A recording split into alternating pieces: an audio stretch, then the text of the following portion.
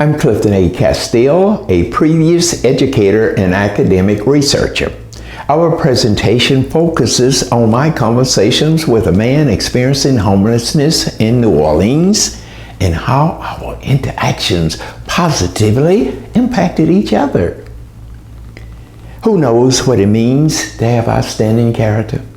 And can you definitively attest to your exceptional character?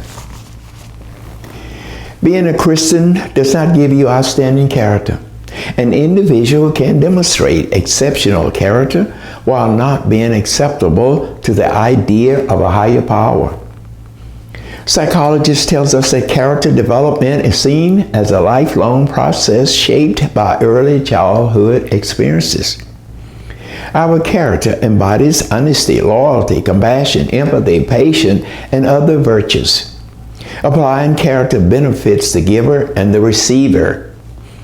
Empathy is a key component of character and should be included in school curricula.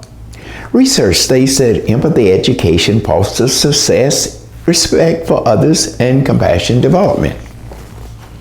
Now, about possessing character. I often hear, Clifton, to be a mentor to pre-adolescents, you must have a remarkable character. I initially understood the term character to refer exclusively to an individual's religious foundation, or more so to their physical appearance, their attractiveness.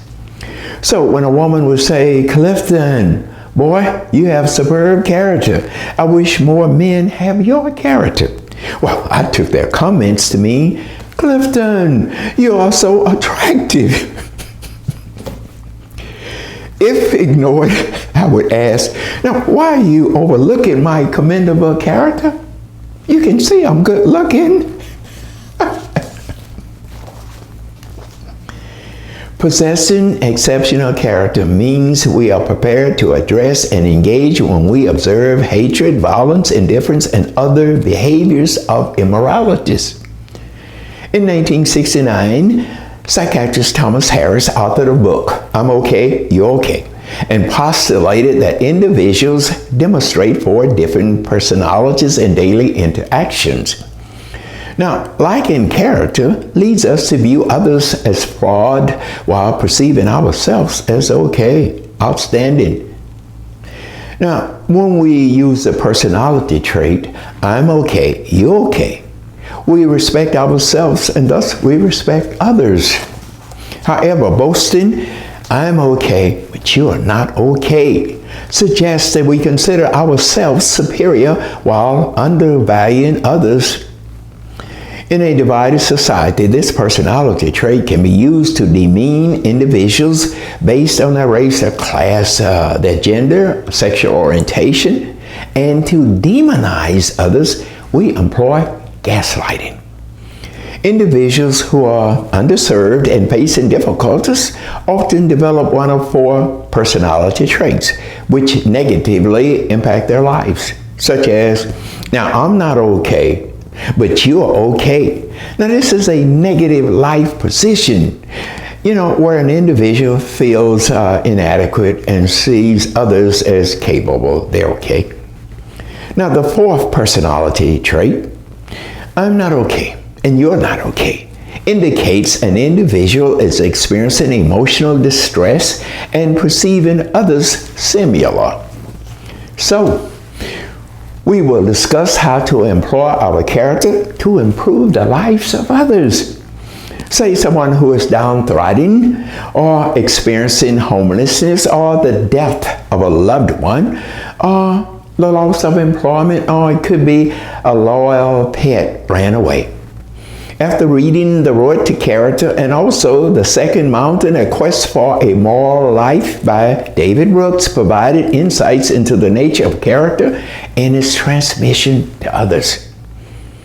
So we begin with my topic. My conversations with an individual experiencing homelessness provides new insights. Now, the German philosopher Goethe reveals a thought concerning our character.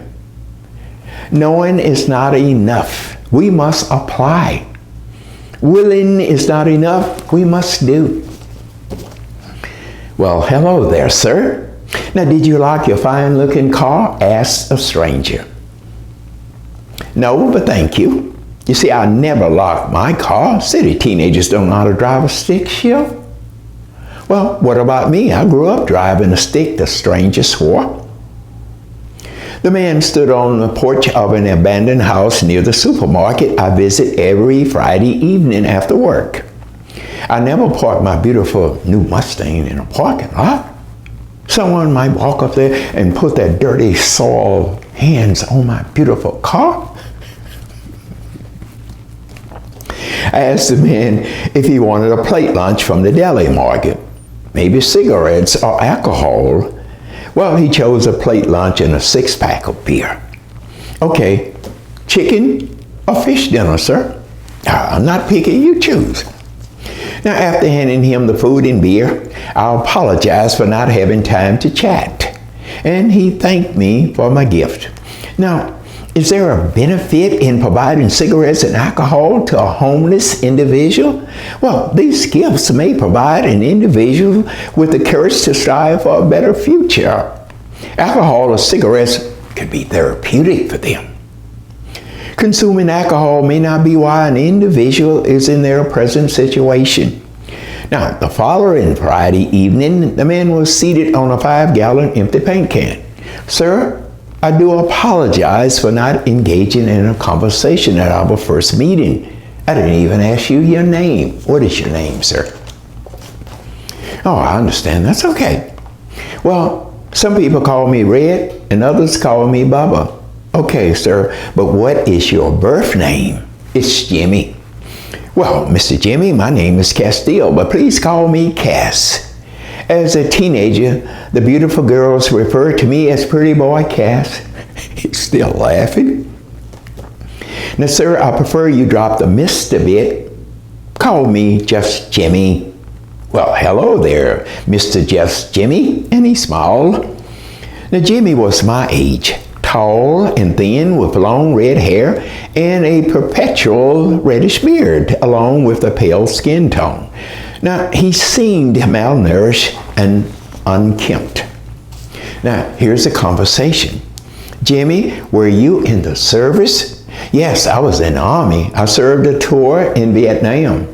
Now, would you like to discuss whether your military service influences your current situation? Would you prefer to skip this question? No, I will answer. Upon returning home, I was diagnosed with PTSD. And I'm unable to hold down a job, and there's so many things going on with me. Jimmy acknowledges that he does not have a family, never married. He asked some basic questions about my life, but appeared guarded. After several meetings, I observed that Jimmy was appreciative, not primarily for the beer and food, but because someone was interested in his life, his circumstances. And someone wanted to know about his resume. Now, with each visit, along with food and beer, I gave Jimmy a newspaper, and he read the daily news and searched through the Help Wanted section. Here's another conversation.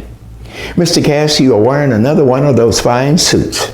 Now, are you a businessman or are you married? I said I was a classroom teacher, and my suits are gifts from my pharmacist girlfriend.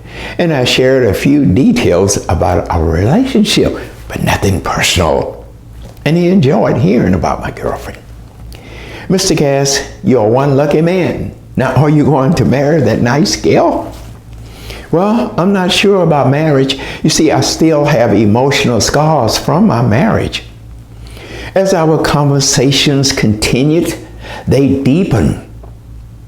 And I listened attentively without judging or attempting to solve Jimmy's challenges. Instead, I wanted Jimmy to realize he is seen, he is heard, and he's understood and appreciated. And I never said, have you looked for employment? There must be some place which will employ you. No. Who would employ a person off the streets? Here's another conversation. Now, Mr. Jimmy, if you could return to yesteryear, What part of your life would you change? And what were the happiest times? Well, the happiest times of my life was in high school. You see, I was in love with a beautiful girl, which I should have married. Now, the worst time being deployed to Vietnam.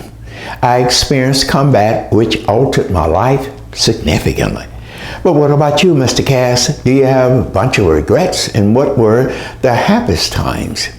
Well, I would not have married young and faced emotional pain, and I would have pursued my own aspirations instead of attempting to fulfill my mother's dreams. And I would also disregard those who doubted my ability to achieve the things I wanted in life. Now, my happiest moments are being in the classroom, also being a big brother and mentoring pre-adolescents. You know, just being in their presence gives me a sense of purpose. Now, with each visit, Jimmy showed signs of improvement. Here's the conversation. Mr. Cass, you look a bit drained. A bad day? Well, today has me asking if I am suited to teach ninth graders, and why am I living? You see, Mr. Jimmy, I worked as a personnel director in the private sector for 14 years, but my work was unproductive. But what about your day, Mr. Jimmy? No, just like any other day. Now, Mr. Cass, what happened at school that have you in poor spirits? Well, Mr. Jimmy, my students turned against me. They put a cat in my desk drawer, knowing I do not like cats. And I remember when I was 3 years old, my family cat scratched me repeatedly because I would not share my homemade ice cream. And my parents thought I was scratching myself and that I have a mental issue. And Jimmy laughed. I'm not sure he even believed that. Mr. Cass, I'm sure your students notice and enjoy teasing you. They appreciate you, and if they did not appreciate you, you would know it. You frequently praise your students and you do what you can to make learning fun. Is that right? That's what you told me. Young people are different than when we were their age.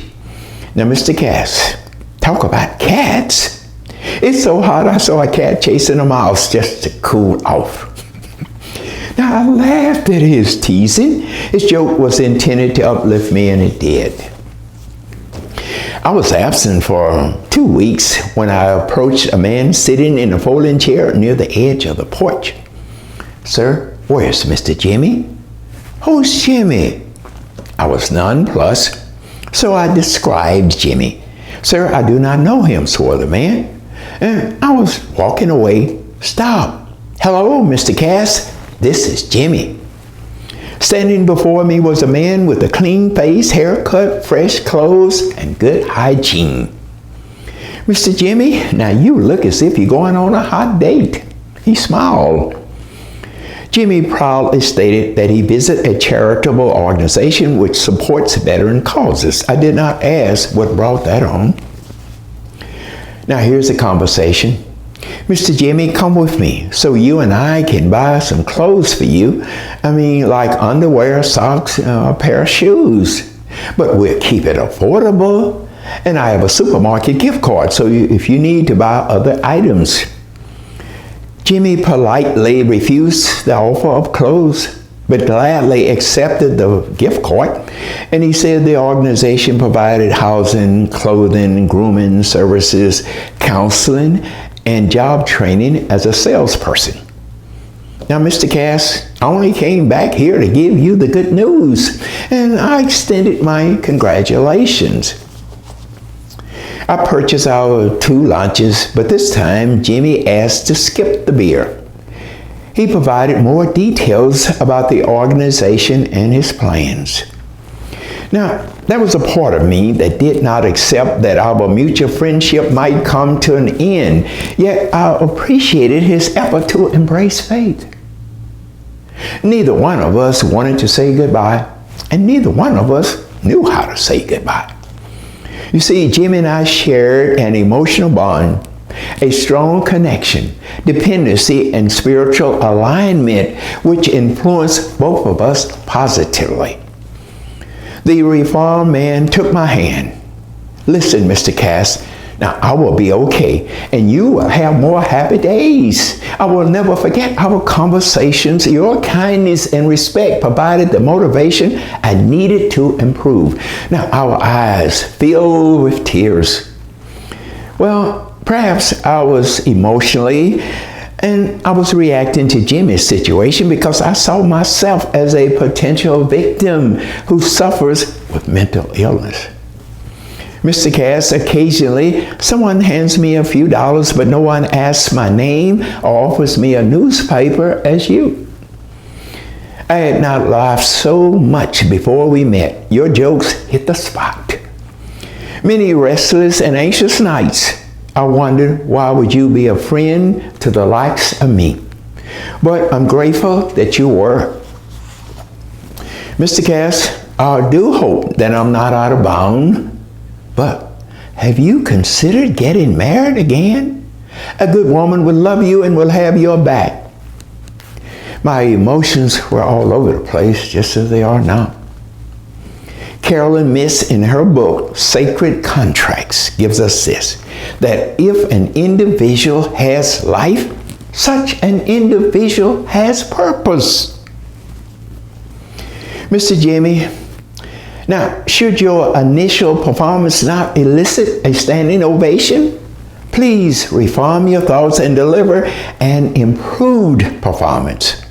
So, you see, sometimes we may not deserve applause, but we receive it anyway. Jimmy will achieve his goals if he understands this important note. An individual must die a few times before they can really live, as noted by Charles Bukowski. And it's safe to say that Jimmy lived most of his life broken, but never broken open. You see, recovery is unlikely if an individual is broken open. And it is prudent to believe that we travel two journeys. The first journey is self-centered, making careless mistakes. The second journey focuses on meaning, purpose, and service to others with our character. Now, David Brooks refers to these two journeys as climbing two mountains if we are to have a moral life. My conversations with Jimmy made me realize that character matters more than reputation. John Wooten, a former college basketball coach, states, "Character is who I truly am, while reputation is what others perceive me to be." In the Four Agreements, Don Miguel Ruiz gives us this, that we should not take anything personally, and we should not make assumptions, and we should always do our best. Yet it is rational to assume that each of us possesses two conflicting minds. One resists change and says, "It's too difficult to change. You are meant to be like you are." While the other mind acknowledges that achievements take time and we must employ our self-efficacy. Now, for someone experiencing distress, the decision to value the proper mindset can be challenging. Now, is Jimmy's story one of success or failure? After many years, I am curious to know. Yet I will be crestfallen if Jimmy fails. You see, a part of me would fail. Rabbi Steve Letter tells us in More Beautiful Than Before that if each of us realizes we are capable of being God, that is, we're capable of being God in the flesh, and thus we will answer prayers of those who are suffering. The scriptures of Matthew tells us that Jesus said to him, "Foxes have holes and birds of the air have nests, but the Son of Man has nowhere to lay his head."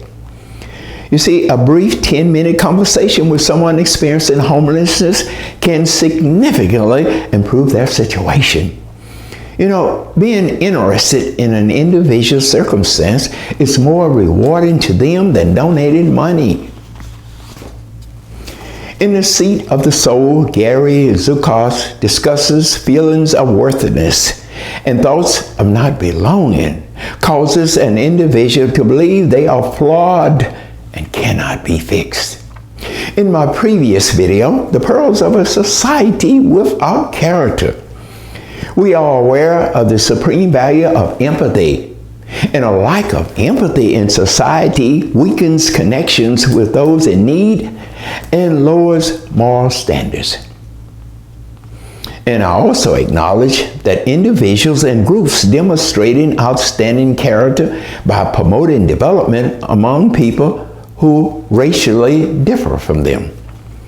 And finally, you can subscribe to this video channel to receive notification of future presentation. Oh, and please visit my internet website, cliftonacasteel.com. And you see, there you can procure my email address, because I want you to share all of the things that you're doing to alleviate suffering of those people who need you. Could be just one step at a time, but I want to hear about it. Thank you so much.